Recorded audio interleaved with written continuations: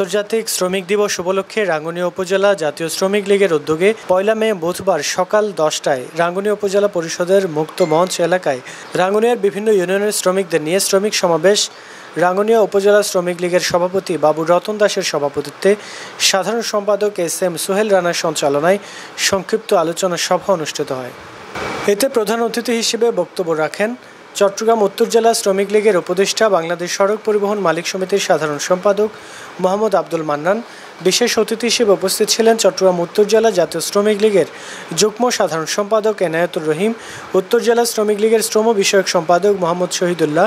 রাঙ্গুনিয়া উপজেলা আওয়ামী লীগের সদস্য সাইফুল ইসলাম চৌধুরী, রাঙ্গুনিয়া উপজেলা শ্রমিক লীগের সিনিয়র সহসভাপতি নুরুল ইসলাম আজাদ,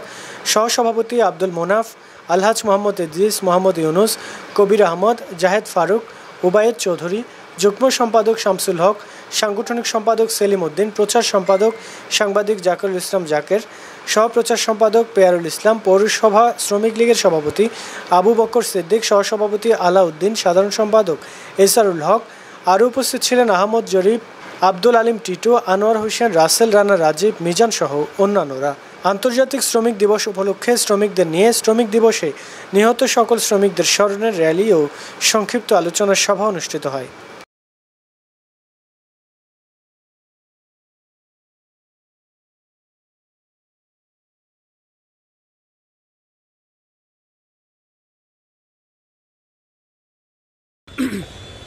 জাতীয় শ্রমিক লীগ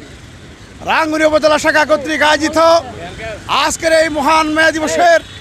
আলোচনা সভা ও র্যালিতে আমাদের মাঝে উপস্থিত আছেন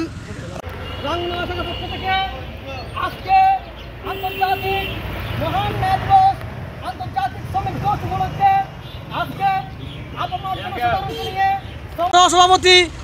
কবির ড্রাইভার, আমাদের মাঝে উপস্থিত আছেন জাতীয় শ্রমিক লীগ রাঙ্গুনিয়া উপজেলা শাখার বিভিন্ন স্তরের নেতৃবৃন্দ এবং ইসলামপুর থেকে আগত আহ্বায়ক জরিফ আলী ভাই, পৌরসভার সভাপতি দিদা আলম ভাই, সালাউদ্দিন এবং